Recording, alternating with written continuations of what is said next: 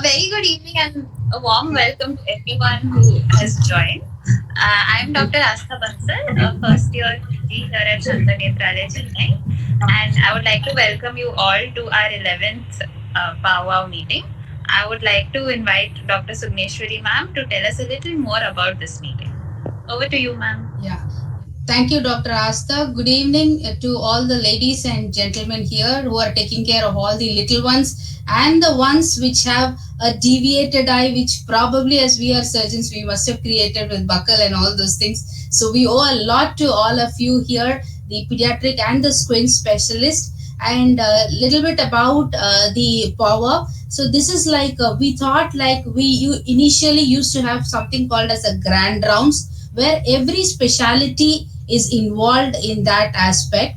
So now, because all of us are so focused into our own individual specialities, we thought let us take this grand rounds, which has been the concept of our Dr. Badrinath, to little outside the doors of SN, and then so all of us to stay connected with that. So with this motto in mind, so we thought all the department, few of us joined together to have this meeting, and this is our 11th meeting. So every month we host this program. It is online, and we have also had one physical meeting so far. So once in a while we do host physical meeting also, and this is a program which we have it as an informal, not as a very formal gathering, informal. So everybody is allowed to ask any amount of doubts, whatever silly it may be, like that. And that is the idea of this particular meeting. So two challenging cases are being discussed by the experts, so for all the others to learn. So this is our... Yes, sir. Yeah, I'm just singing a prayer song. Yes, please. Rama Rama Rama Rama Nama Tarakam Rama Krishna Vasudeva Bhakti Mukti Dayakam Janaki Manoharam Sarvaloganayakam Sankaradi Shevyamana Punya Nama Kirtanam. Thank you. Thank you so much, sir. Started prayer song. Yes, so with an invocation song, we are having the pediatric ophthalm meeting, which now I'm going to request our director of pediatric ophthalmology, Dr. Sumita Agarkar, ma'am, to take over. Over to you, ma'am. Good evening, and I welcome all of you, whoever have joined online or on YouTube, to this POWWOW, 11th POWWOW. As Bed and Powell, this is a scouting concept of having POWWOW, where you can have informal discussion and freedom to discuss a topic without any inhibitions. So I'm very delighted to have Dr. Shruti Nishant here, who is going to present two cases of myopia, our alumni, and she is also doing a PhD on myopia in children. And to introduce the panelists here, little bit of deviation from POWWOW, we have Dr. Rohit Saxena, who is not a SN alumni, but we have invited him because of sheer weight of his achievements and work on myopia. And I think even though he's not SN alumni, I'm proud to have him here on this panel. Thank you. Then we have, of course, our Dr. Meenakshi Swaminathan. She does not need any introduction. And she was one of the, in SN probably she was the first one to take off on myopia as a research topic and a myopia work. And she was part of the first publication which came out of SN on myopia. Welcome, Meenakshi. And of course, our third panelist today is Dr. Ram Prakash, who is also our alumnus. He did a fellowship from here in Shankar Netralaya, and he is a practitioner in the city. Very popular pediatric ophthalmologist who freelances for several hospitals and clinics, and he's keenly interested in myopia management. With that, I'm going to invite Shruti to share her screen. Let's start with the first case. These case presentations are mostly like a conversation starter, and those who have access to this link, please feel free to ask any questions in the message thing. And if possible, I will read and questions to our panelists as well as to the person who is presenting. Welcome, Shruti. You can start your question.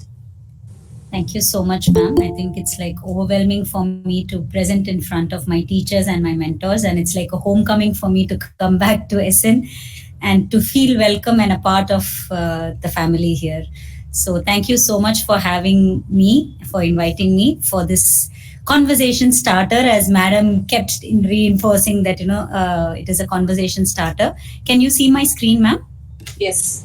So once again, so this is going to be a conversation starter on myopia, and we're just going to be going through a couple of cases where we dealt with one way or the other. So the first is a child who is a 7-year-old. But just to give context to this, myopia, we know that myopia has been in quite prevalent in our country as well, and there are several intervention strategies that are available.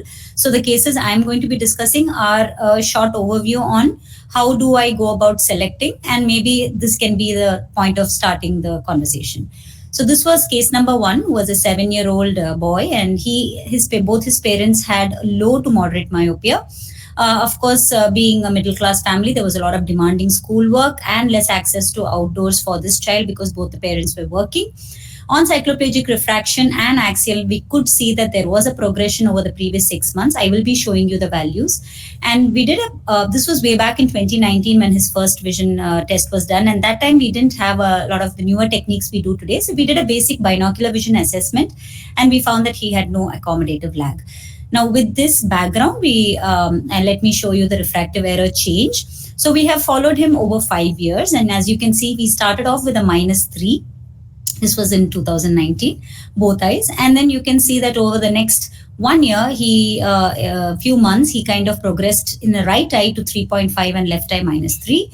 And again, at this point, atropine was just coming into play. So we were like discussing this. And then he said, okay, let me just try the outdoor thing for some time and then see. Back in 2021, of course, the progression definitely was there. You could see this curve that was nicely going up, 3.75 in the right eye and 3.25. And at this point, we discussed with the parents to start low dose atropine of 0.01%. And the parent decided to go ahead. So the dosage that was recommended was once at night for a period of 2 years, and that was discussed initially itself. Now, what happened in the following visit, probably 8 months later, was that, it did continue to progress. So at this point, the parents were a little worried about this whole atropine thing, but then we persisted at it, and then we decided to continue the treatment. And lo and behold, maybe a year later, we could see a very good control setting in for the low dose atropine. And then it continued over a period of 2 years. And at the end of 2 years, when we had about 3 readings that were consistently low, stable, we decided to taper the atropine. And how we tapered it, I tapered it over 3 months. So from once every night, it became thrice a week, and then for 1 month, and then twice a week for 1 month, and then once a week for 1 month. So that was a 3-month tapering course, following which the child completely stopped it. And you can see at the last visit, the power continued to remain stable. Now, when we looked at the axial length curve of this child, you can see again the curve that kind of went up, and after starting the atropine kind of stabilizes to a great deal. And after the tapering of the atropine, we could see this kind of a very moderate, very, very slight up curve of a rebound. But because it was so minor, it didn't actually reflect in the refractive error. So that was pretty much how it is currently. So atropine is a very good, low-dose atropine is a very good management strategy that can actually prevent the progression of atropine. Where do I prefer low-dose atropine? When there is a higher degree of myopia, like this child started out with -3 or above, then you know that this child may have progression.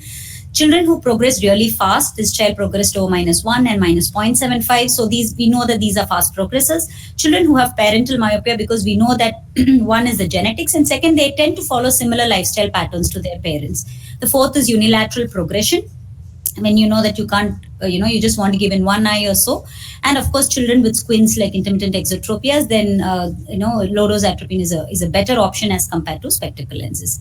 Now, what do I watch out for when I give low-dose atropine? So in this patient, you could see that the first few months didn't have a really good effect, but we persisted, and that's important because the low-dose atropine takes some time for the full effect to come. we need to watch out for compliance, because that is somewhere where the children kind of lose out. And I do it through pupil size measurements. And I always taper and stop rather than stopping it suddenly. And we always watch out for closely for the rebound. Now that's about key. Shruti, can I interrupt now? Since Yes, this is yes. POWWOW and we're just going to be chatting. Yes, absolutely, ma'am. Yeah, so it's a very mixed audience here. Okay. So just to reiterate some very basic things, I want to ask you some, small things about practice patterns. Yes. So when you say cycloplegic refraction every 6 months, what medication did you use? And is this manual and automatic refraction, or what exactly do you follow? Okay, so I put them on the CTC regimen, which is cyclopentolate followed by tropicamide and then again cyclopentolate. So this regimen is pretty much what I follow in the clinic. And following 45 minutes of installation, and once the pupil is dilated and there is no response to light reflex, then we go ahead and do. I do a automated one using the automated refractor. But of course, whenever we do have a disparity, I more often than not do the retinoscopy as well. I do it myself. So just to be sure, especially in the higher myopes where we know there could be a disparity. But cycloplegic autorefractor values are also good as well. Okay, and what is your preference of biometry? What do you use, and how often do you repeat it? Okay, so I have the AL scan, ma'am, the NIDEC AL scan, and any pretty much IOL Master, Lenstar, all of them are good. A good optical biometer is good enough, and I usually repeat it every 6 months, and that's probably because I do myopia practice. So, but even otherwise for general practitioners, at least once a year would be recommended, and if possible within 6 months also is a good it's a good idea. Okay. Is there a difference in the protocols from, say, Dr. Rohit? Do you have little different protocol? Ram Prakash, do you do things differently? I pretty much do the same, whatever Dr. Shruti has highlighted.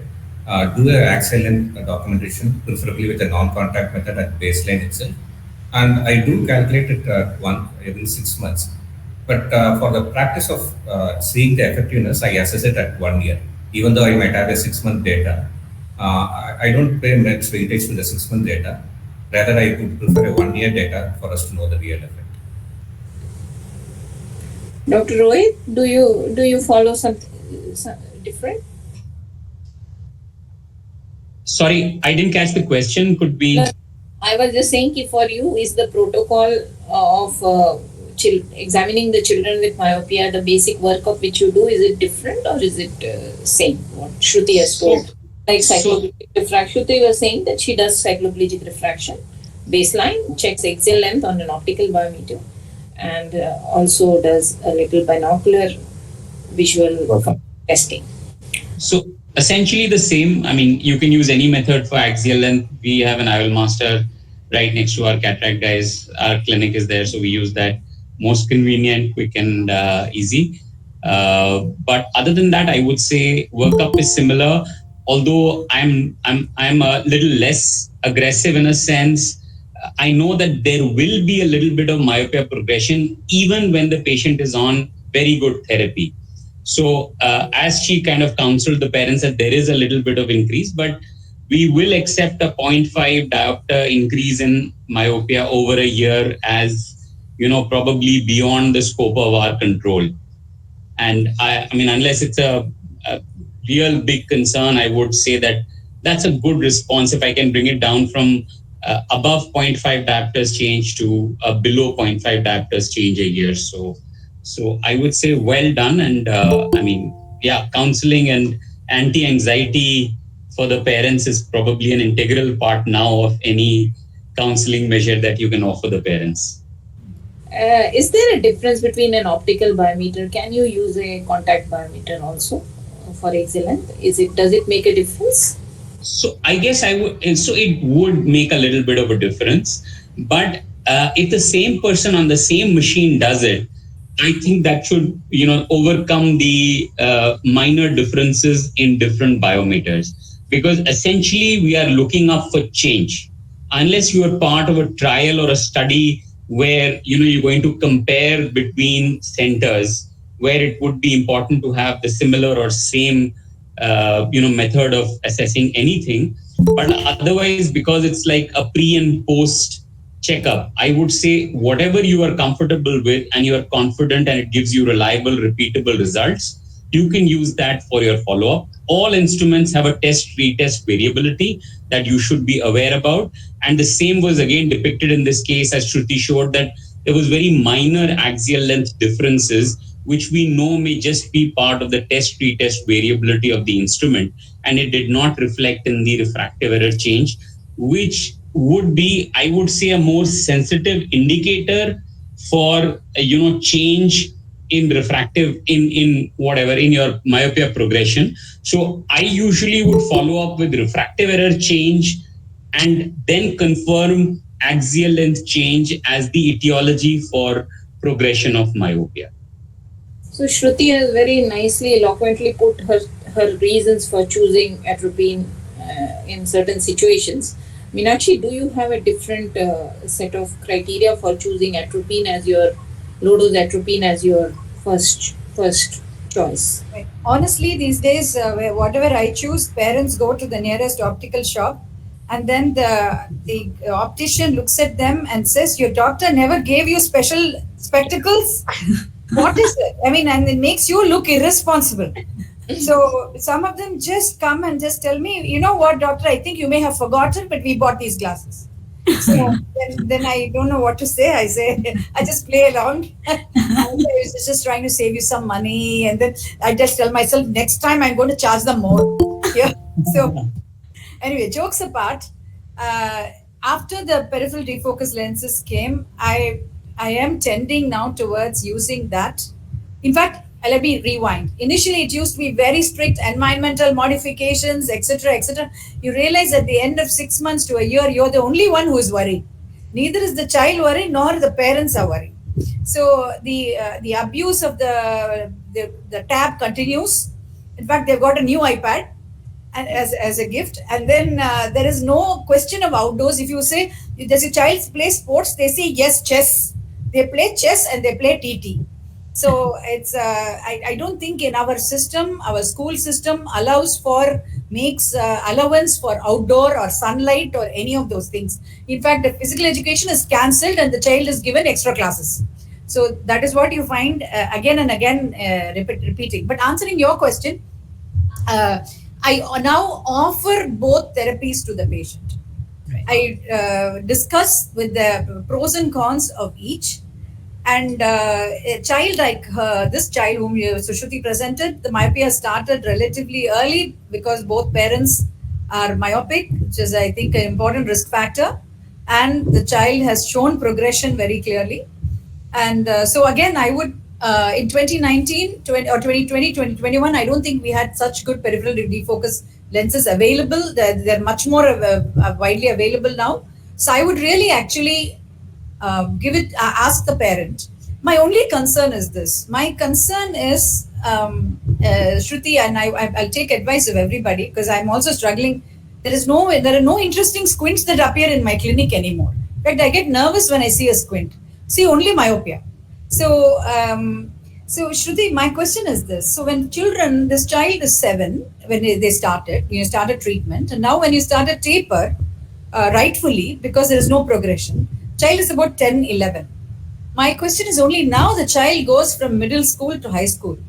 And then the near work is going to escalate in the form of both gadget use and the amount of studies that the children are put through. Drastically, any outdoor light that was happening is going to come down. Okay. So my question is, what do we do with this atropine? Do we just kind of keep them on something for till they finish school, or I don't have any clue. I don't know when to say yes, we are done, stop, because I know the risk factors are escalating now, right? So I'm sorry, I'm asking you a counter question, but I want to hear your thoughts because this is a very big issue. When do you taper? It seems to be fairly clear when there is no progression, but when do you boldly stop? Yes. Yes, ma'am. It's a very practical question. Like we keep seeing kids. So there, I put them into two buckets: the ones whom we start atropine early, and the ones whom we start probably when they are 10, 12, or a little older kids. What I do with the younger kids, for example, this kid would probably be in the 8th or ninth when I'm going to decide to stop or taper. So I discuss this with the parents very clearly, that there are two options. One is to continue till the 12th, or two, you get a chance to stop and taper and see for a short period of time. And that period is probably 1 year. If the rebound happens, then we are going to restart it. If it doesn't, then we're going to hold on till we see the next progression. But if you're going to ask me the same question next year or the following year, I am not going to give you this option. You will have to continue it for the next, until the child reaches 12th. So the parents are clearly, at least they are aware that this is the time to take the decision. Otherwise, it continues till 12th. So that way they kind of understand that, okay, this is a critical area where we need to see. So some parents are very cautious and they say, no, we want to stop it and see if it progresses. And some parents are like, why? It's working. Why do we need to bother? Unless there are long-term side effects. Is that we don't have really long-term data, but nevertheless, it's a safe drug. So then they don't mind continuing till the 12th. So I think parents probably, in my case, take the decision. Rohit, what's your thoughts on this, on tapering? So I would say that predominantly similar lines, younger child, I would continue treatment for longer because we know that younger children are rapid progressors. They are the ones who are going to have more issues in the long run. So I would be more aggressive, including thinking of a combination if an optical or a pharmacological intervention is partially working, and longer. So at least 3 to 4 years before I start. So it's like up till 9 years. If they start therapy less than 9 years, I would think an intervention and discuss an intervention for at least 3 years or more. And if I catch them, or if they come to me after 10 or above, I would discuss that 2 years or so. If we are successful, we'll think in terms of tapering and stopping. So, again, there is no hard data for me to say that, this is a better regimen, but obviously we all want to give any treatment for the shortest possible time and get the maximum result. So that's what my counseling is, and that's how I would practically see. We do see a fair amount of rebound, and then it's a concern that we have to actually go back. And that's the time when you can also discuss with the parent whether you want to go back to atropine or you would want to switch to an optical intervention. So these are, because we don't have good data to compare either, and which one is better under what conditions. I guess, everybody's method is probably correct. And Henna Kaur, thank you, Rohit. Sorry, I just remembered something. Henna Kaur, who was with SN till very recently, loosely mentioned once when we were just chatting in the airport about this very thing, about how the peripheral optical interventions are right off the bat a little expensive, and the parents are like, what kind of thing. But she said something very interesting. She said, if you actually look at the cost of atropine treatment over a year and the spectacle, peripheral defocus lens spectacles over a year, with the possibility of replacing if there is a change, many of them give you these offers, right? So she said the cost is not really very different. And so that kind of got me thinking that maybe the cost is not as big an issue as it appears upfront. But that's true for the Western world. In India, we're getting atropine at such a low cost. 200 to 250 is probably what you're spending for a month. So if you use that for a year, multiplying that by 12, you're looking at 3,000 rupees a year. And as compared to the downside of opticals are all we know. The one downside is parents are a little jittery about that spectacle. Yeah. So while I keep telling them that this spectacle should be, again, without any hard evidence, that this spectacle should be worn for at least 8 to 10 hours and have a single vision spectacle also. So when the child is in contact sports or whatever, going outdoors for games or some active sports, you can let him wear this so that your specs doesn't break. But parents are a little worried about that. So it's just that I would say that atropine still cost effectively is an affordable option. But absolutely right, a very high percentage of our patients, even at RP center, are preferring an optical intervention. Actually, it's like, shut it, fill it, shut it, forget it. You don't have to, every day a parent is worried that drop dali ki nahi dali, bacche ko yaad karna hai, parents do not have the time, maybe the maid will not remember. So every there are a lot of concerns everywhere. So you're absolutely right, as Dr. Meenakshi said, the decision of what to choose in the absence of any evidence either way, I would say that the parents should take the final decision. And because they are the ones finally who are going to follow this therapy, and we're just probably going to see them 6 monthly or annually. There is one article by Dr. Padmaja Shankari Durg where they have done the financial calculations of possible myopia progression, side effects, and calculating those costs also into it. And she came up with the thing that spectacles are cheap, actually. She said it. But did they, I mean, what is the cost of atropine? That's why I'm saying in the US, I think it's $30 a bottle. So when you say $30 a bottle, and then you say that we are getting the optical for 16,000 or 18,000, then it's comparable. But 250 rupees translates to a little around $3. You ask her if they're calculating the atropine drop at $3 versus whatever the optical cost. So I know we should do our own. We should do our own. Pharmacoeconomics. I agree with whatever you say, Rohit sir. Only one thing is when we calculate the low dose atropine cost, we are forgetting to add the cost of the spectacle lens, which is also made. We are only calculating the cost of the drops, and anyway the child has to make glasses, and many times we advise UV protection. So when you consider that also, the cost of atropine therapy is going to slightly increase. Nevertheless, my first choice is atropine, for the reasons mentioned already, and also cost is a factor. One area where I would probably choose glasses is when a child is too young, say 6 years or 7 years. We are looking at atropine for a long term. We do not know how long you are going to use. So these, like all patients, I discuss with the parents and involve them in the decision making and let them take their call. There are some parents who choose to go ahead with glasses and others who go ahead with drops. And there was one other interesting situation where the child had pancreatitis and also had progressive myopia. The pediatrician was concerned about using atropine, though there was no any report contraindicating the use of atropine. But because the pediatrician clearly said, let us not try the atropine first, try the optical method, so we rendered the glasses. So otherwise, my first choice would be atropine. Discuss with the parents and have them involved. And a word about outdoor. Whenever we say outdoor, the parents think their door is just their home, and anything outdoor is outdoor. And they say, like my MS madam said, swimming pool.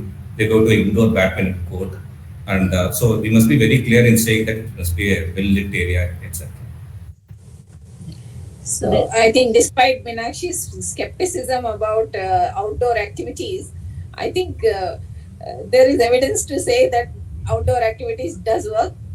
Difficult to convince parents about it, and there is no way of compliance. That's one. In the last 2 years, I have only given talks about risk factor modification by NY practice, but in my practice, I can't do anything. Nothing. You ask them, do you go outdoors? Yeah, from 7 to 8 after he finishes homework. That is the usual answer. And so that was really my question. So I'm worried. So I will just rewind again and say, loosely, I think all of us went through this during COVID. The kids who were on online education, and supplemented by online music and dance classes, they all progressed. The ones who said to hell and played outside, I felt a lot of them never progressed, because this is just a loose observation. Yes. So I am very convinced about the ability of sunlight and outdoor and the depth of focus that you get to be an important disease modifying factor. But I'm convinced. Nobody else is convinced. Parent is not convinced. I think you should give Rohit's publication when he has done compared boys versus girls in Gurgaon. Yeah. No. So the corollary I use to kind of fear up the parents is that myopia is like diabetes. You can't treat diabetes, or you can't control diabetes without controlling your sugar intake. So similarly, we have clear evidence that the current myopia epidemic and the huge number of myopic children we are seeing is a lifestyle related disorder. In fact, wherever I go, I use the word now that myopia is the youngest lifestyle disease in humans. So, so that's what I tell the parents. So, just you have diabetes, you have been advised to reduce your sugar because any amount of treatment is not going to control your diabetes. Similarly, myopia is because of a lot of indoor activity and lack of outdoor activity, which no parent ever denies. They all accept this, that this is a fact. Yes, whether they're going to do something about it or not is, as Dr. Meenakshi said, the challenge. So I have to tell them that this will not get treated, whether we give you both the spectacles and the opticals and the contact lens and what have you may. We are still going to struggle in controlling the child's myopia. Then I hope so. Fear as well as encouragement is probably what may work in us Indians. There is a question. There is a question from the audience saying if anybody has experienced any serious side effects with low dose atropine. My personal answer is no. But I have had one child with dilatation. That's about it. I have not had any allergic responses. Yeah, I have had one patient who was putting 1% because chemists gave them instead of 0.01, 1%.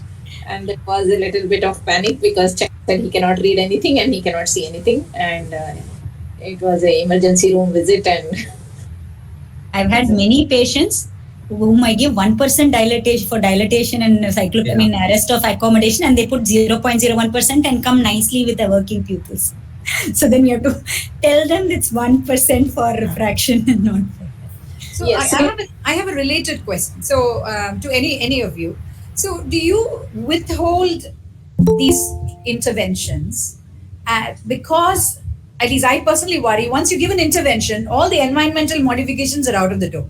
Yeah. Is it okay? Is it ethical to say for 6 months to 1 year, hey, you know what, go, change your lifestyle, go play outside, make sure that cut down the, TV time, take the child off extra classes, not TV time, I mean, tab and iPad and all that. Is it ethical to say for 6 months to 1 year, I'm just going to watch you? Because I feel once, I'm very convinced about the importance of this. I'm just concerned that once you give the intervention, they're like, okay, treatment is going on. And they will completely throw everything out of the window. What's your comment? Is it okay to do that? Yes, I think it is ethical. It is ethical because that 6 months period is also to know whether the child is progressing at all or not. Absolutely. And again, we are treating progression. We are not treating myopia. So it's completely ethical to say we are not going to see anything. And I'm trying to see if child actually progresses beyond what is acceptable limit. As everybody has after a year is considered normal. I think you should intervention only if the progression is more than that, and it's perfectly okay to say because there are enough evidence that there is environmental modifications do work. So I think I would like to hear the thoughts of others, but I think it's ethical not to start anything especially in the first visit with the first pair of spectacles. Completely ethical. I completely agree with whatever. I just convey that I tried combo method, wherein I put classes that art classes are smart classes and also myopin, and also twice a day myopin also in cases of a rapid progression. Especially I concentrate on the children who are in the pubertal age, 12, 13, 14. I concentrate on the multilingual system. I don't think I have everything like strabismus. I have intuitional strabismus, my own method, and no publications are. I don't follow anybody, but lot of VIPs, especially bypassing Rohit Saxena and coming from Delhi. Lot of VIPs. So whole institution is following the child. It is just like Ambani. So that sort of patients, I have a problem. So I tried whatever best, and I think 60%, 55, 60% of them worked well with the combination, arresting the myopia just about zero point 0.5 to 1 diopter. That's what I would like to comment. And I'm looking forward for this zero point zero 0.05 from RP Center. Zero point zero 0.01 is there, zero point zero 0.02, and then 0.05, I think should be all right. Americans have tried 0.02 also. Look forward, Rohit. I think you are the person who is having pharmacy also, and you are in the Apex Center Parliament, Rashtrapati. So you will have to bring out 0.05 to the market. God bless. Thank you. Sir, I won't take credit for it. Yes, 0.05 has now been approved by the regulatory authority, and I think Entod was the one who got it. I was fortunately in the meeting that actually gave the approval. So we are looking forward to Entod very quickly coming out with 0.05. And we were part of the trial that did the study also for 0.05 versus 0.01 double-blinded multicentric trial, and fairly good results were there. So we hope very soon. In fact, other companies are also interested. So I think very soon 0.05 will be available in the market for usage, and that's I would say very good news. Our experience with 0.05, which we made in our pharmacy, was also very good. In fact, we used to restrict that to rapid progressors, and we found some very good results with 0.05 on rapid progressors. So, as I said, we should be looking forward to that coming and giving a possible help to. Good, Rohit. Good, Rohit. Actually, I was trying Botox those days. In case I think somebody wants a little less, injection than suppose it's 5 cc, make it 2.5 size. Just concentration I change. And then I was giving in the 90s and early 2000. So like that, I think if you are not bringing it out 0.45, I'll start trying on my own, like what I did with Botox, just mixing distilled water and then Sir, doing it. sir, Okay. he said Well, I don't know how many of you are aware that Appasamy brought in that myopin with Meenakshi's initiative, but I think I brought in that multi dilation drops way back in again the 90s. Dystropiacil plus, etc., etc. So many drugs. I think I brought it, gave it to some company in Chennai, and then I think it was popularized by other Allergan and other groups. This is history, nobody knows. Because my practice is from 76. I think even Rohit was not born, I think. Looking I at was born by then. all of them, I think. I'm young at heart only, sir. Anyway, so just I think wanted to share. Thank you. so. Just one question, Rohit, have you used when you have used 0.05 in experimental settings? Was dilatation an issue with 0.05? So yes, the pupil dilates a little more than it does with 0.01. And frankly, with 0.01, we've never had any significant reasons to stop, except one or two children who kind of probably had an adverse reaction, which was more psychogenic than real. I mean, they just started saying I can't see and things like that, which were out of the acceptable levels. And yeah, we also had in the initial period, we also had one or two children who got 1% instead of 0.01. So that other than that, 0.01, no problems. 0.05, the pupil dilates a little more in the initial period. Some children did complain of a little bit of glare, but again, none of them actually stopped therapy.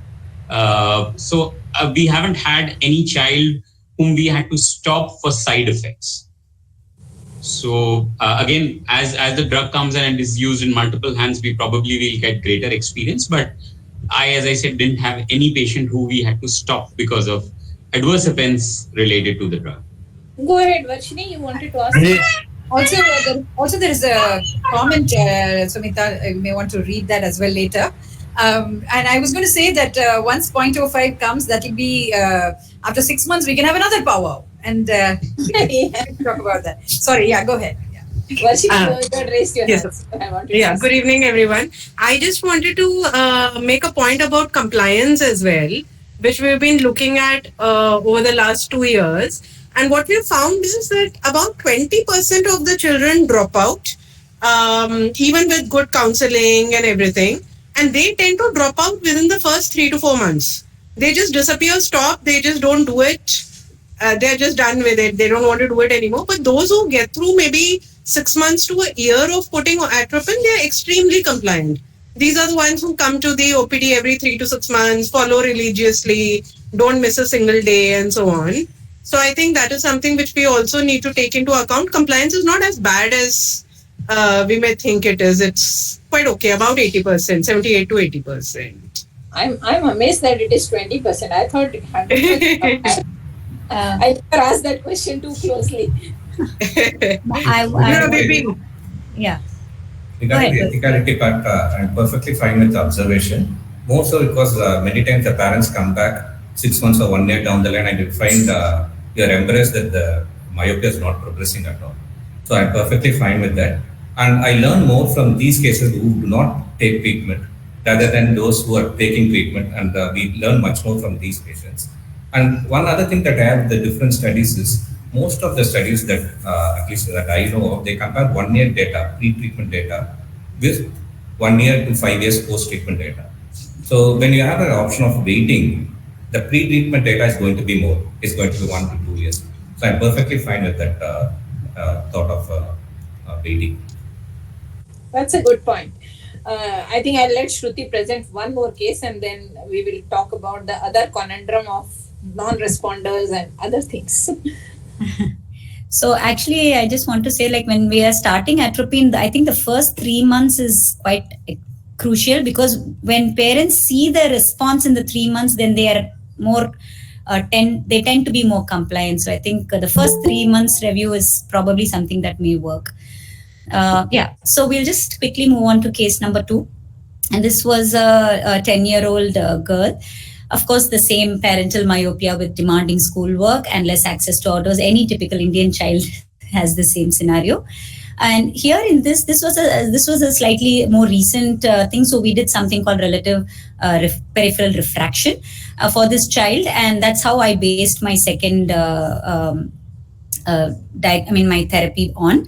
So usually relative peripheral refraction is done on children nowadays for myopia control strategies, just to see if the child has relative peripheral hyperopia.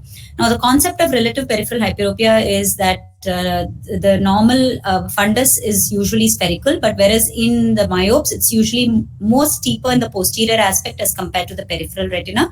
So whatever correction we give actually corrects the posterior pole. However, it creates an area of peripheral hyperopic defocus in the peripheral foveal area. So a new treatment modality that has now come in is a peripheral myopic defocus or the spectacle lenses. So these are newer devices that are now available. Older, it used to be the open field refractors, which are no longer available. And of course, there's a cost prohibition. Now, there are new devices like this, which can measure peripheral refraction both at 22 degrees nasal, temporal, as well as in the center. So how I did it is just to place the correction in the trial frame, the appropriate correction, then place this device there. And then you can see that it's a simple reflective material that's stuck there that helps you kind of do the retinoscopy over it, and then it reflects the light back when you know it's at 0 degrees, and also at 22 degree nasal and peripheral through those small slits. So it's a very easy way to recognize that you're at the right degree, and then you can do a retinoscopy nasal and peripheral. So because you're doing it with the appropriate correction, anything that's it should be emmetropic at the central 0 degrees, and then it should have ideally, if there is peripheral hyperopic defocus, there should be a width movement on the nasal and the temporal aspect. So there are newer aids as well. This is Dr. Jitendra Jetani, who has devised a newer device just to test peripheral refraction. So I think currently these two devices are not now available to test peripheral refraction in children. So this aid actually has a retinoscope with this additional aid where the patient sees nasal and temporal, whereas the Spark, which is the LVPI designed one, the patient sees straight and the examiner moves nasal and temporal.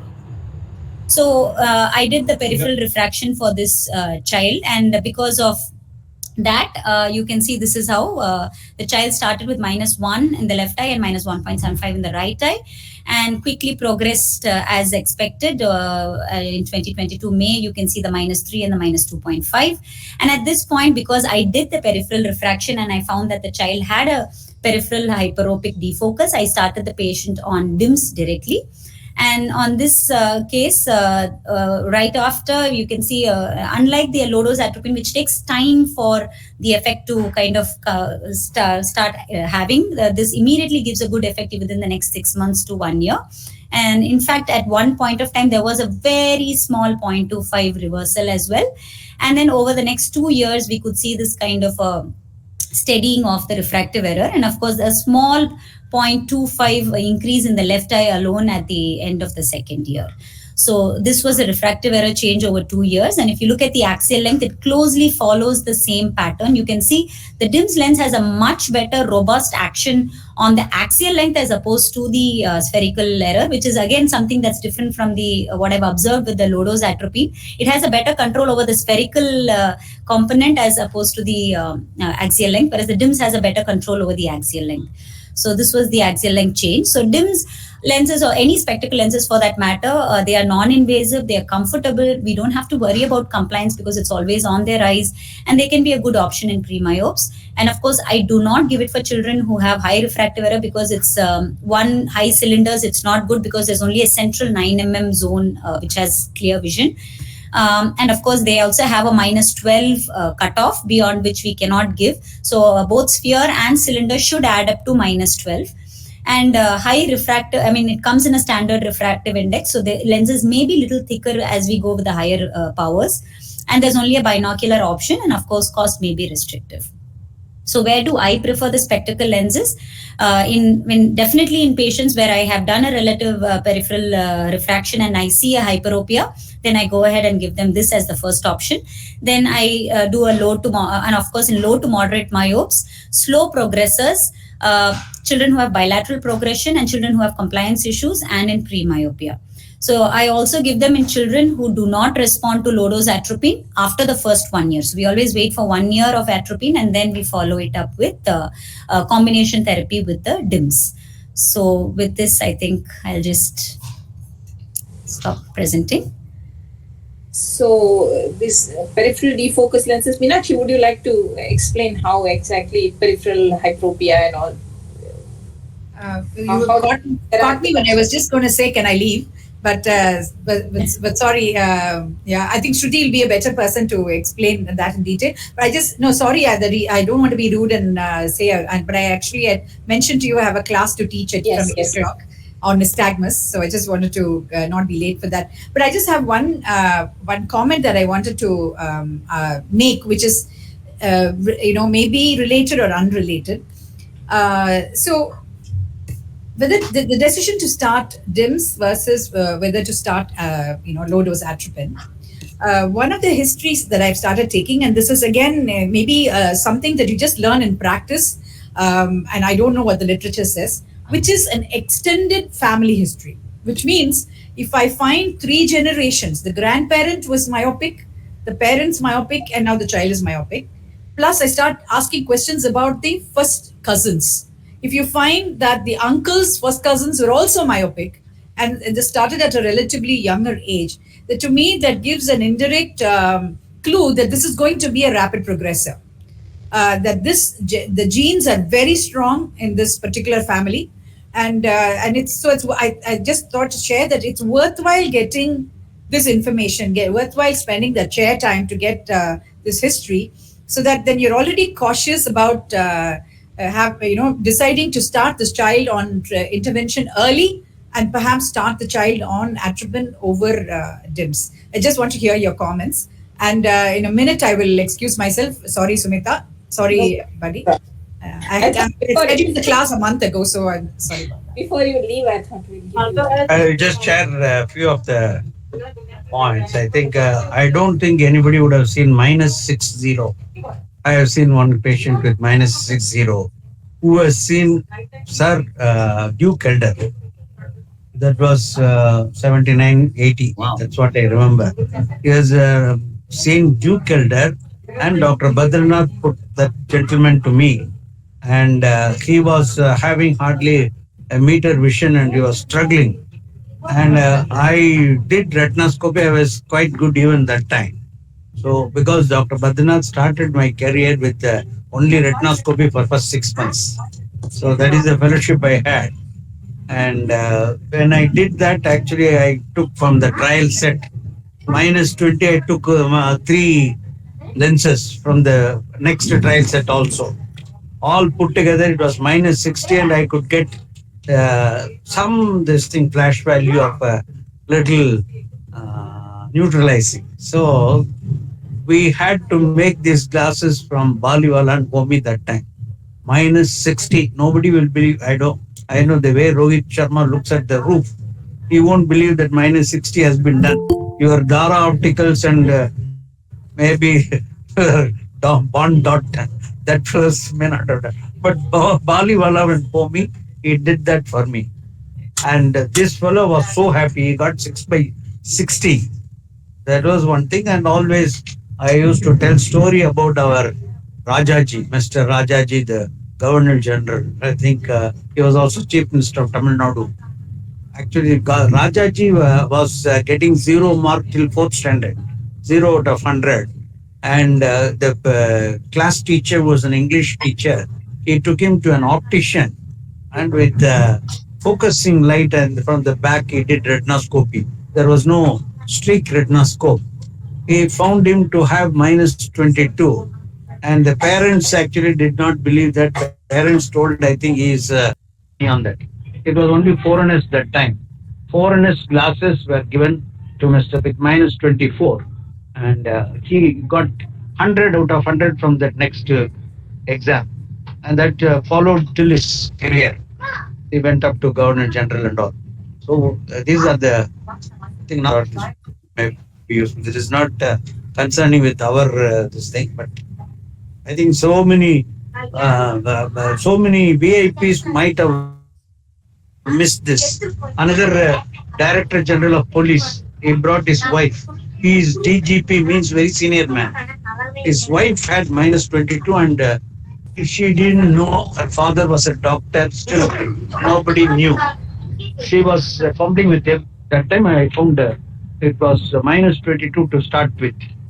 And he had a shock. Of course, he picked up a fight with his father-in-law. That is different because thinking that why minus 22, why you have not taken her for testing and why actually that father-in-law is Dr. Badranath's classmate. That is how it happened. So sometimes VIPs, people roaming in the society may not know they have short sight. Rajaji is one classical example. Another is this VIP patient whom I mentioned. Okay, thank you. I think we were discussing about peripheral refraction at that time. So maybe Shruti, would you, since there are different people here, what do you mean by relative peripheral? Food also. Yes, ma'am. Can you see my slide?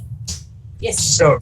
Okay. So the concept is of peripheral. It's about food, what I showed now. Homely, like as if I am in the clinic, because my neighbor is a pediatric child and two more pediatric. So peripheral hyperopic defocus is basically based on the concept that the curvature of the posterior retina is not the same at all points in myopes. So you can see posterior. One twins and one boy. So feeling homely as if I am in the clinic now. Right.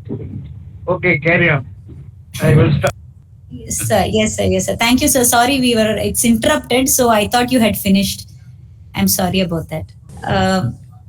So this is the posterior curvature of the retina is much steeper than the mid periphery. So whenever we place a single vision glasses, which just corrects the posterior pole, though the vision at the fovea may be clear, what happens in the mid periphery is that the rays actually fall behind the retina, and that creates an area of peripheral hyperopic defocus on the peripheral retina. And there is a lot of evidence to suggest that the peripheral retina is actually the most important mechanism for myopia progression rather than the fovea. And they've done this through multiple experiments where they've kind of removed the fovea surgically and then induced a peripheral hyperopic defocus, and they still found the myopia to progress even after the fovea has been removed. So from this, it's very clear that the peripheral retina is the one that drives the myopia progression. So if we correct this and bring a clear image to the peripheral retina, it can actually prevent myopia progression. So these lenses actually have plus lenslets in the periphery like this, and these plus lenslets actually bring the image forward and make them focus on the retina by creating a peripheral myopic defocus to counter the hyperopic defocus. That's how these lenses work. They look something like this. They are very subtle kind of raised ridges that you can see. They are not clearly seen in to the naked eye. And these plus lenses are about plus 3.5 diopters in the DIMS. And there are about 400 multiple segments. There is a central 9 mm clear zone, and these lenslets are in the mid periphery. So no financial disclosure here, but now there are more than one product which is available.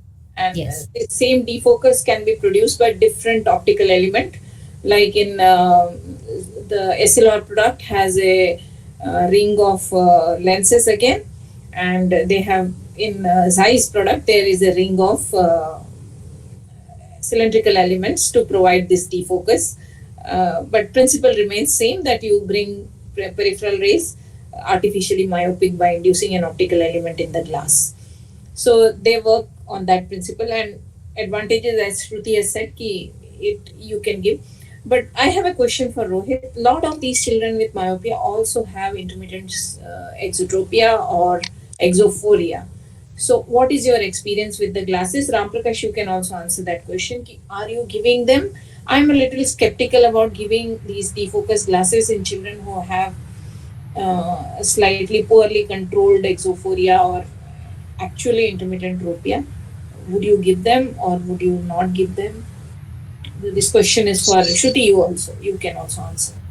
So I'll just take that. I had a comment to make on general peripheral hyperopia also, and maybe I'll come back to that once we finish this question. Go ahead and make the comment and then answer the question. Okay. So I'll say there's a good news and a bad news to what I'm going to say. But currently, I do not believe that peripheral hyperopia is, that holy grail that we've been searching for in our answers for myopia.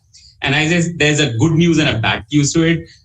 The bad news is that therefore our much taunted, hyped these spectacles and lenses are probably, and they are working. Unfortunately, I have no financial interest, but they are working.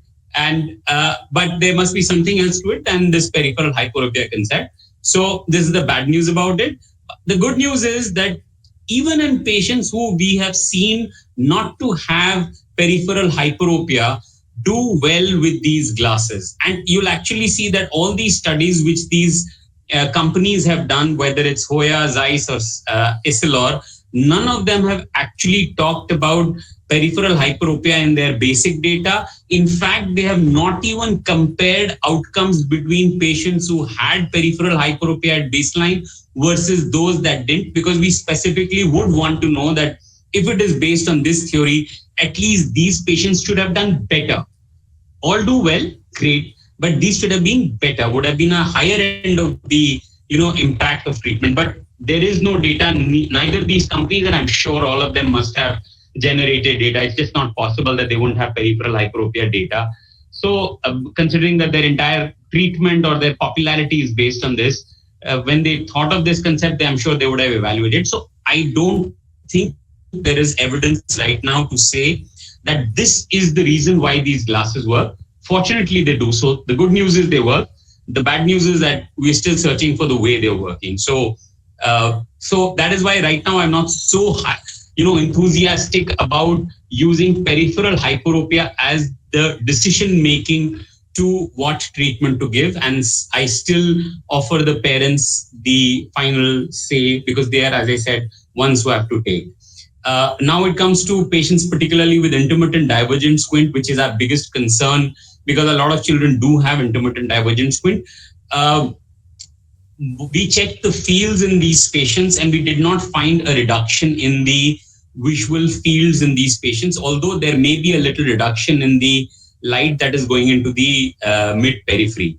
So I have not seen any clear hard evidence that children who are given this would worsen as compared to those given low dose atropine. So I would, but still I'm a little wary. I discussed that with patients.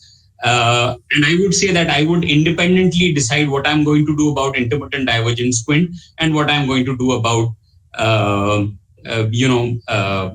progressive childhood progressive myopia. So I would probably err on the side of giving atropine, but it's not such a hard and fast. If I feel that if the parents find that, compliance may be an issue, then, and they prefer optical, I would say that I would see that child on follow-up and see if it breaks, I would probably, then decide what to do rather than, at the baseline decide, rule out a particular intervention. So that's just, as I said, absence of hard evidence, but we are still waiting for more information. Ram Prakash? Yes.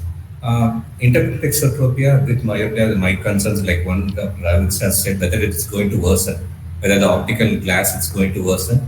Personally, I have not seen that, though I don't have a big number to comment, but from whatever little I have given, I have not seen a defocused lens worsening the tropia. Whether we can go ahead and give glasses in these children, it depends on the amount of squint and the control. If the control is good and if the amount of squint is very less, I probably will go ahead giving the glasses. But having said that, my first choice is always atropine, and only when it's not responding, I go to glasses. And if the control is not good, if there's a large exotropia, then there may be issues in giving the glasses.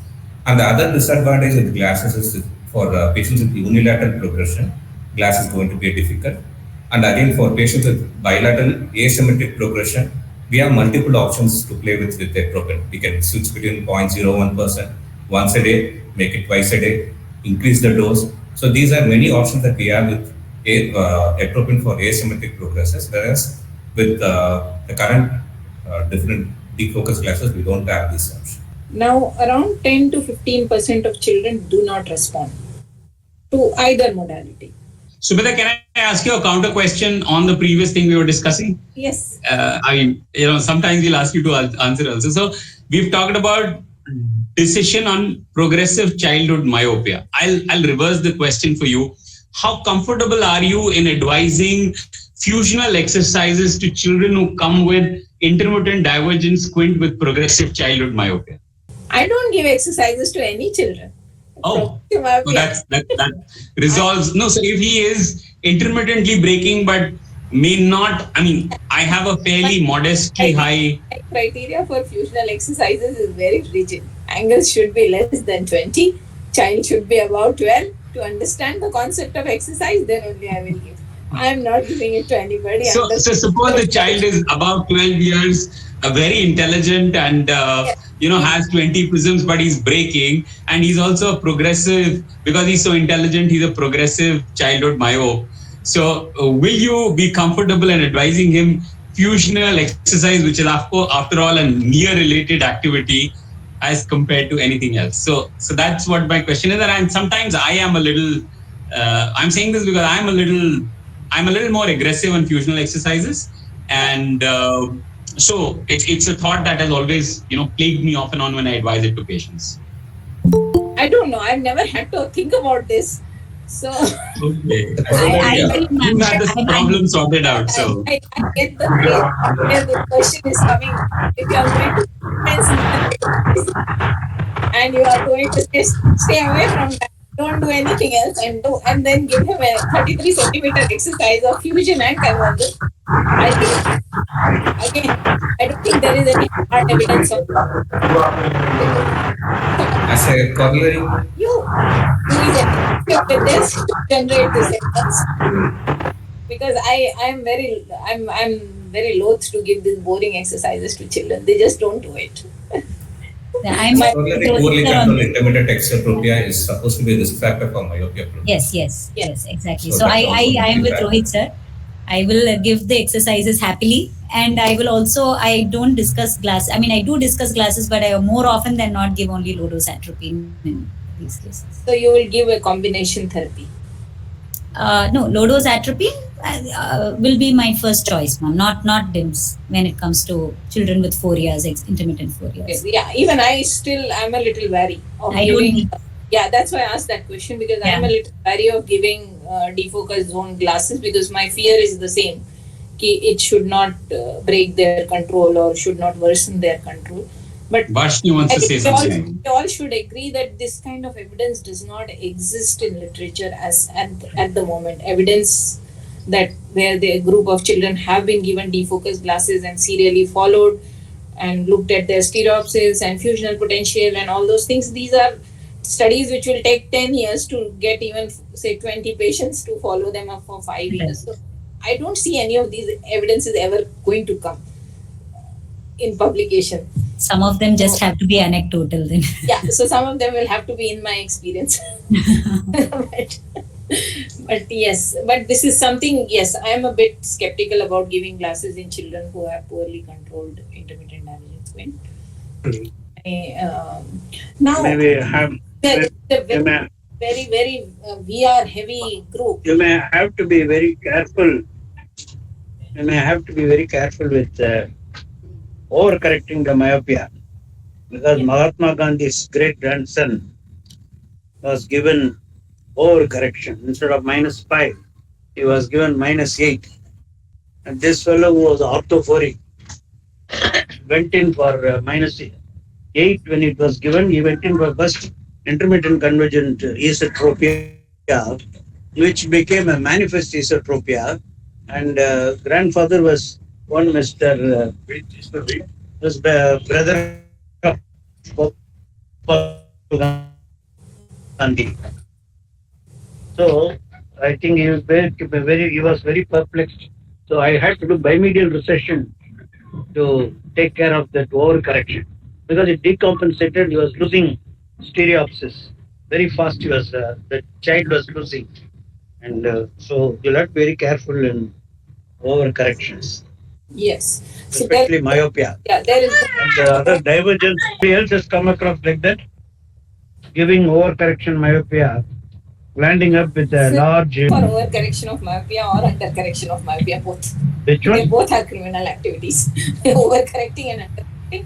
You should probably do a cycloplegic refraction, and even if the child's acceptance is not there, just give the glasses whatever comes in your cycloplegic refraction.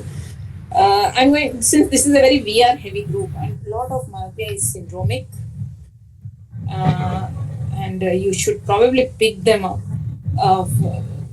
Generally, red flags for syndromic myopia means myopia associated with retinal dystrophies and other are myopia which is not where vision is not improving or corresponding to visual acuity is not corresponding with the myopia. Any presence of nystagmus, any presence of family history of a close relative having a poor vision or visual impairment, severe visual impairment. These are all red flags for children who are coming to us with high myopia. And I often see they have been given low dose atropine because child is 13 and is 3 years old. So, is there a role where you should not do actively should not? This will be probably the last segment of this, where you will not do any management of myopia and just give glasses. Rohit, your thoughts? Then maybe. So, Shruti, you can. I think you started off by saying that we need to treat what we diagnose. If we diagnose myopia, you treat that with refractive correction. If you diagnose progressive axial myopia, you treat that by the various methods you have. It's extremely uncommon to have progressive childhood myopia, which we are actually discussing less than 5 years or so, although we are constantly testing the lower age limits and the upper age limits for progressive childhood myopia. But definitely confirm that it is, first ask for history, because preterm children anyway are myopes, and that's got nothing to do with progressive axial length increase. It's more of an anterior segment related issue. and that's why confirm that it is a progressive axial myopia. If necessary, give glasses, follow up at 6 months, and check for the axial length. And if you confirm that the myopia progression is axial in origin, only then do you consider. And of course, the other have already been discussed about adverse events related or any other. Dr. Ram Prakash talked about systemic issues which may make us a little wary. But I mean, before you do anything or consider any intervention, that's your bottom line. Confirm progression by following up if a child has come to, irrespective of the refractive error in the first baseline. Anybody following measuring of the choroidal thickness measurement is very important, because people believe that more than the sclera, choroidal thickening has a significant influence in the myopia. And taking ice cream and eating ice cream is good in Sadabadi. So I feel that this can be tried. Sir, ice cream for everyone. Sir will send you virtual ice cream on WhatsApp message. Don't worry. My concerns are contraindications for either of them, any of the methods. Is I am very particular about the follow-ups. Patients who are very poor follow-up, like who turn up twice in 1.5, 2 years. Those areas I think it is skeptical. And second, the question just came: patients who have undergone laser for ROP, or as of now we don't have enough evidence to suggest that. And third will be non-axial, which Dr. Lopez mentioned. Only for axial myopes who are progressing significantly, we are going to consider, not for other causes like lenticular or corneal. And then, of course, systemic issues and other ocular pathologies like retinal issues, which may be difficult to pick out. Besides the points Dr. Yasha mentioned, like history of night vision difficulties, history of photophobia, and when we have eye myopes who are not improving, we also have to ask for history of symptoms suggestive of field effects, like whether they are ignoring objects on the floor. These are areas which will give you to clue as there could be an underlying retinal pathology. And these are situations where I might be avoiding this. Shruti, any no-nos for you where you will not look at myopia? Yes, ma'am. So, of course, whenever we see myopia, I mean, Ram sir clearly said it. Any photophobia and night vision issues are two questions we have to ask. I always ask that. I just wanted to share this scenario which they were talking about, axial myopia, for the benefit of general ophthalmologist. Like, this was a child with -1 diopters on cycloplegic refraction. So axial length came to the rescue for me because it was 22.7 and 22.7, which is well within the normal limits for for a 10-year-old child. So when we looked at the topography, you can see this is purely a curvatural myopia, and curvatural myopes do not require any form of myopia management. So this is what we were talking about, axial myopia versus any other form of myopia. The second thing was this 16-year-old with high myopia, and again progression, and this was referred to me as progressive myopia. And when we looked at the eye carefully, you can see, look at this kind of a subluxation that's definitely there, and this subluxated lens is the reason, because of the tilt of the lens, that the myopia is progressing. Again, here really we don't need to manage myopia, we need to manage what the problem is. And I think these two cases I just wanted to quickly highlight to show, like, we need to look at the entire picture before we look at just the number on the subjective or the objective refraction. Very nicely put. Sometimes people tend to miss subluxation and keratoconus very easily, and they are treated for myopia progression, but actually myopia is not really related to any axial. And these are fairly common scenarios we see, like Marfan's and curvatural myopes are more and more common with the digital gadget use. We are getting to see these kind of low astigmatism and like a kind of a keratoglobus, but a very mild form of that kind of picture, which gives more of a spherical error rather than a cylinder. So your red flags are not up because the astigmatism is not high, but they do tend to have this kind of a myopic presentation where the axial length is normal. Any role of low-dose atropine or these, maybe only low-dose atropine for pseudophakic myopic shift, if somebody is having any... There is, I think, as far as I know, there has been no publication. I did try orthocartology lenses way back again in the 80s, fitting a PMMA lenses first. PMMA lenses, I think you will have to do one diopter flatter than the flattest meridian of the cornea. Suppose cornea is 44, 45. You go 43 and then fit the lens. There will be a 3-point touch with the fluorescent, and the myopic error will be totally deranged. So you need to do outside refraction, and in case if it is required, we give the glasses. But orthocartology did correct one pilot with -3 way back in 81. Is now flying in Boston. So I don't know whether he had a retainer lens. So and then switch over to RGP lenses. Then later, now I think our team is concentrating on multifocal. Orthocartology is another thing. I don't know how many of you have heard about this red filter Red treatment. light, yeah, repeated red light treatment. So Yeah, this has also been Chinese are trying it out. yes, yes. Red And light. then That has, not only red light, they are light, claiming blue a light. 0.59 diopter decrease. Yes, sir. In a It's they have reported year's good results time. with that Red light. filter. I think Rohit Saxena should try. Rohit Saxena. There is a possibility of the RLRL, the repeated low dose red light therapy.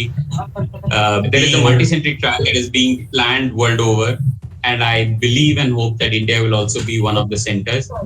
Currently, it's still enmeshed in the regulatory issues, so we don't know whether it will be possible to be part of that India or not. But let's see. I hope we get a chance to evaluate the RLRL therapy.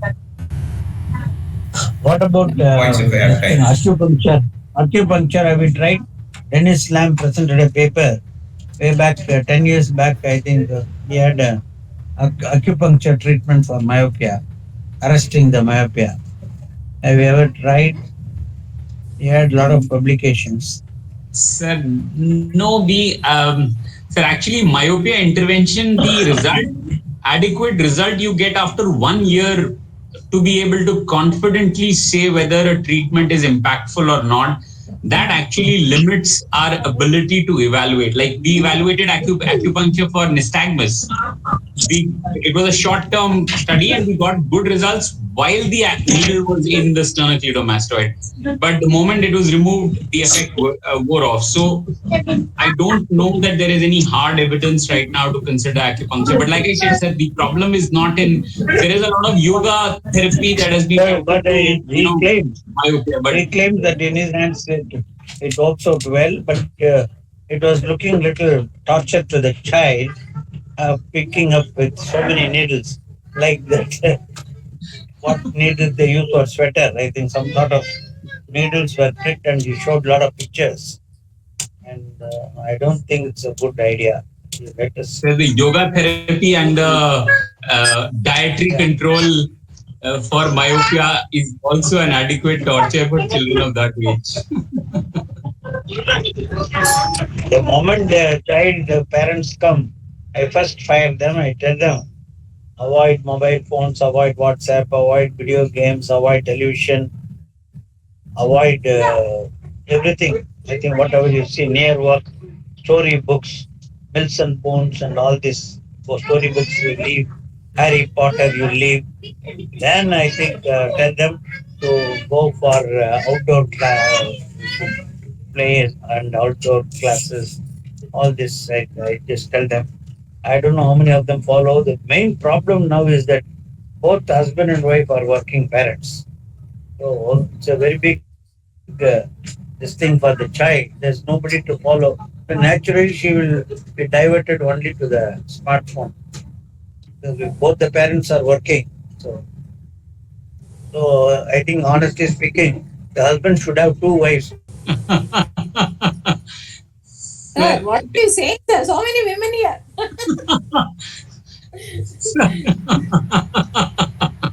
One wife to have the house, other wife to take care of. A smile on the face of every gentleman on this panel. Managing one itself is difficult, sir. Two will be very, very difficult. Managing one itself is very difficult. Two will Why be difficult? very I think it's difficult because one center in near Kenya, I think all the men are forced to marry two wives. So Probably there will be fight between the one to wives, and take so care that of the husband will be the spared. one to take care of the kids, one to take care of the polygamy. Husband. Sir, we are First, I talking. think Ram Prakash can try. I don't know, sir. Sir, husband is also here in this webinar, sir. Husband is also here in this webinar. Sir, I What missed Ram the- What I Ram will Prasad follow I your- meant to ask, you can try in one of your patients, not you. You don't try. I think I know about you. You won't do all that. Sir, So- regarding Dr. Shriti's case, it also opens up another interesting thing. Any drugs are coming out, I think. Some cakes, drugs or something like that. They are also in the pipeline to arrest the myopia. I don't know what mechanism it works. So that adenosine, 7-adenosine has been tried in Denmark, but not Believe. with very limited. Whenever she touches the retina, she will increase the myopia spontaneously. Last week, she operated one case, and immediately 1.5 diopters of myopia was there because she put an axial buckle. So, Suguneswari madam, you try to do some fluid gas exchange rather than putting a buckle. Sir, what to do? FPBR patients are really bad. If we do a vitrectomy, many of the times we don't succeed and we may need many procedures, but buckle works. So I Anyway, think that Rajapalayam patient had 1.5 diopters more than last month what I gave. And similarly, so I'm going to sum up. Yeah, before Dr. Nishan gets more and more ideas. Yeah, before Nishan gets ideas, and I think we should I sum up. think one incident I wanted to tell was Dr. Badna Sessions. And one brother had all these 3 times fellows had axial myopia because he put a Boston buckle. And not only that, 6 of them to make drawings. I was responsible that time, and it was quite tough time to manage almost half a dozen family members having retina detachments.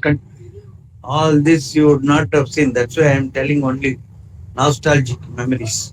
Children, they might have How many of you do OCT? So we are measuring OCT on an annual level, and yes, in different magnitudes of myopia. And while we are yet to compile our results, we do find some very interesting findings, especially in the BM opening, the basement membrane opening on the optic nerve head.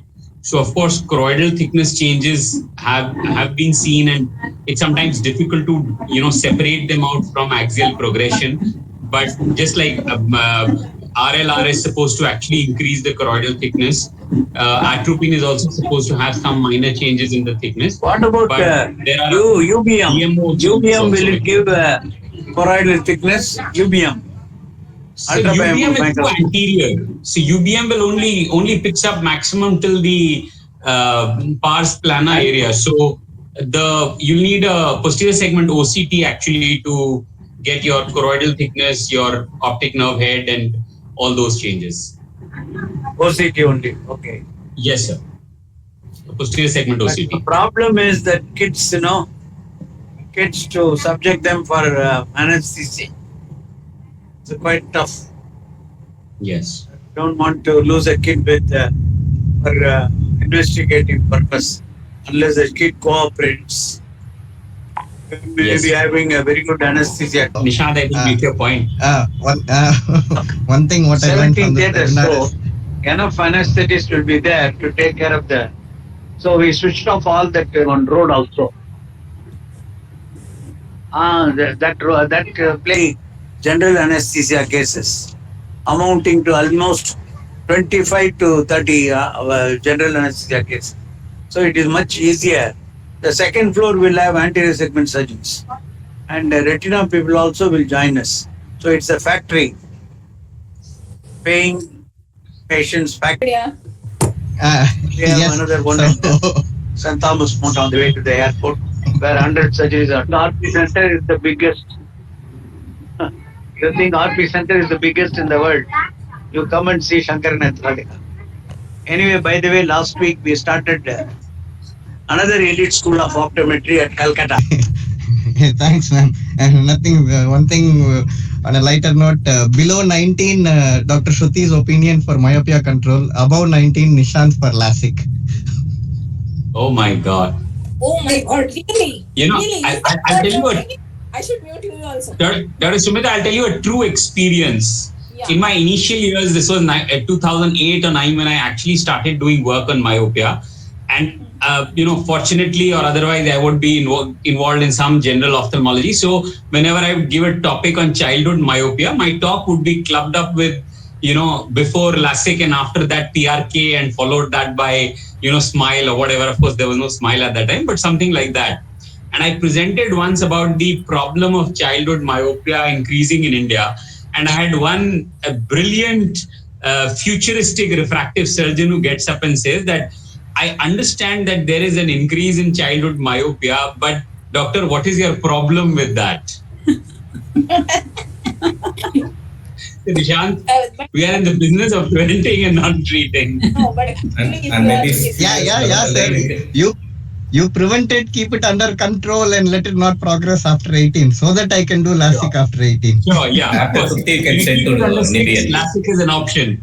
Otherwise, you have to go for ICLs. No. The way I look at it is, if you control myopia, you are giving people like Nishant better patience and more predictable results of their LASIK and whatever, instead of if child stays under 8. Yeah. Nishant Less is than happy. 19 Shruti, after 19 Nishant, and after 50 Nidian for retina issues. And if I can just briefly, back to Shruti's patient, I have a baseline biometry, because once in a while you can come across patients with very steep corneas, also with progressive axial length elongation. So I had a patient who was referred for myopia management, progressive myopia. It was around 6 diopters refraction, and when I did the biometry, the corneal reading was around 50. So we decided to wait, and I involved Nishant also for that patient. And the patient subsequently came for follow-up, and the progression was there in myopia. The cornea was stable, whereas the axial length continued to increase. So in these situations, maybe we are justified in considering myopia management. So the take-home message is, do baseline myometry whenever we are diagnosing myopia, not wait for progression to document it. Right. Finally, I made it. Yeah. One last question as a wrap-up thing. Any experience on ortho K? Sir mentioned briefly that there was ortho K thing, but is anybody has any experience? We have a small experience in ortho K, and it seems to be working. Of course, cost is a big factor, but a lot of parents are happy to have this overnight glassware, which takes away the need to wear spectacles during daytime. So does it, any thoughts on that, all three of you? Ortho K, you should have a lot of the semicircular lines, actually. Semicircular lines, apart from the central part being, at least as I told you, one diopter flatter than the flattest meridian of the cornea. And these specialized circles are made only by customized laboratories. You can't do with the regular laboratory. As it is, the RGP lenses, the labs are shrinking. So it is quite tough, and maybe I think it's a good idea to try orthokeratology with multifocal lenses, and giving a flatter lens, and later I think retainer lens. I think it should work. Let us see. I have had a lot of experience in the initial phase. It did work. So I also have a small experience, ma'am. Can I share? Yeah. Yeah, so from what experience I have seen, the small experience that I've also had, I do say that it doesn't work well in children who have astigmatism of more than -1. So I'm very careful about selecting the patients for ortho K, even offering it to them, because once we give them the option and then we tell them that they're not it doesn't have a good fit, then they feel very bad. So the first thing is astigmatism. That's more than one diopters is very, they don't fit well. The second is limbus to limbus astigmatism. Again, they don't fit too well. So these two conditions I see. And third is any form of ocular surface issue like dry eye. Again, they don't do well at all. So these are my three big no-nos for ortho K from whatever experience I've had. Otherwise, it's This I don't agree because RGB lenses, actually the cornea gets the shape of the curvature of the lens, RGB lenses. So I don't agree that one diopter and all will cause a problem. I don't know. I'm very surprised. RGB lenses, no, they just get into the shape of the cornea. It has to remodel itself. So the astigmatism automatically clears. Somehow I think it's very peculiar. Anyway, I checked with our contact lens department. They are doing a lot of orthokeratology. So at one But I time, think keratoplasty was the issue with orthokeratology, but I think with the newer lenses, the fit is far more better. And toric, they're bringing in toric also. They are bringing toric also, and there are now multiple toric lenses. But toric lenses, I don't think it is coming in RGB lenses or with lenses. Yes, sir. Ortho lenses are now going to come in. Orthokeratology, they cannot give astigmatic correction. That's what I checked with. Thank you all for joining, and I'm going to just sum up. Children who need myopia management, you should have a good baseline evaluation, which requires good biometry, a good cycloplegic refraction, comprehensive anterior segment and a posterior segment evaluation. That is a must as baseline. First intervention probably you should talk about is to make the lifestyle modifications because they are important and they work. There is evidence to show that they work. Second interventions, there are now multiple interventions which are available. If you have a document, previously we had only one intervention. Now there are several. So your interventions can range from low dose atropine drops, which is available now in 0.01 and probably already in the market 0.05. There is available commercially, but they are not released it, pending DGCI clearance. So 0.05 you please reserve for patients who are either progressing despite 0.01 or those who are with a very strong family history of progressive myopia. You can reserve 0.5 or those who are not responding to other modalities of treatment. So this is the advantage of low dose atropine, that you have now two strengths available. Adding a second dose or a second 2 times atropine is also being tried, though not very scientifically done studies, but if children are not responding to 0.01, it's perfectly logical to add a second drop if you don't have access to 0.05. Spectacles, cost is a factor, but still they are effective. We don't know at this point whether peripheral refraction, peripheral relative hyperopia is the only factor or is there something else. As Dr. Rohit very rightly mentioned, that they are working irrespective of absence of peripheral refraction. So I don't think at this point anybody needs to obsess over whether I have peripheral refraction data in my clinic or not. If you feel that your patient is younger, you don't want to put them on long-term drops, which we don't know really if these drops have any effect, whatever. We have a slight gap in knowledge about exact mechanism of action of low dose atropine. So if you're skeptical about putting a 5-year-old child for next 10 years on drops, spectacle is a good option. And probably, as all the panelists have spoken, that you probably should discuss all the options with parents and do what works best for your patient at that time. Both are head-to-head studies have proven almost equal effectivity of drops versus spectacles.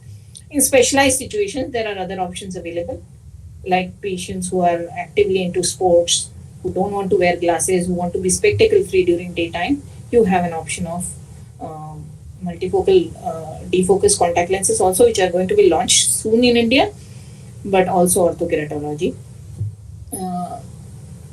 In certain situations where you should not do myopia management is if you're not dealing with axial myopia, if you have a syndromic myopia, if you have myopia related to prematurity, probably it's best not to intervene. And I would request all of you to please do not give the drop of atropine or special spectacles in the first prescription which you provide for the child. First thing is to get the vision 6 by 6, and that can be done by giving appropriate glasses based on cycloplegic refraction and whatever other factors you need to do. Have I missed out on anything? Dr. Rohit, would you like to add something? Shruti? No. Okay. I guess you're good. Beautifully summed up, ma'am. Thank you. So, thank you all for joining in. And it's been it's been a little longer than what we were planned for. But I hope everybody's ordinary questions and extraordinary questions have been. Thank you. Bye-bye. Good night. Thank you, Too ma'am. late. Too late. Just a moment. Let's have a POWWOW photo.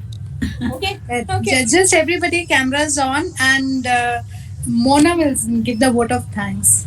The team has been around. Yeah. Okay, I'll give a vote of thanks and a view from a non-pediatrician point of view. So first I thank TSS sir. I think he has left for his invocation and taking us through the history and telling us the power of high-powered glasses in high-powered people and how criminal it is to undercorrect or overcorrect. Thank you, Dr. Shruti, for the wonderful conversation starters. We discussed progression of myopia, fast progressors, unequal progressors, how to go beyond test, retest, variability of the various tests. Dr. SAR for in her insightful moderation and summary, and excellent comments by Dr. Ramkumar and Dr. Rohit. Of course, challenges are there in form of treatment, adherence, cost, and Dr. Varshini told us how if we can pull through the first few months, then we have them with adherence with us. And there was, of course, a controversy of drops versus devices, when to use which, and when to stop the treatment. DIMS to make life brighter, even though their mechanism of action is quite dim, and the evidence is quite dim based on that. So we also had an option of doing light therapy and moving the child outdoors and even making them see red. So hopefully with all these new treatments, we will be able to beat the epidemic of the young, that is myopia. I thank Dr. Subneshwari as well as Dr. SRB for having me here, and thank you everyone for being here. I also thank the multimedia department for this excellent job. Thank you everyone, and have a great dinner with ice cream, of course. Smile, everybody. I'm clicking smile. Also, so we'll be back in the next POWWOW with another interesting session, and we will be announcing soon regarding the specialty and who's going to be the speakers and the panels. So we will hope to see all of you again in the next POWWOW. Thank you. Bye. Good night. Good night. Good night. Enjoy your dinner with and without ice cream. Bye. Yeah, bye. See you. Bye-bye. Bye.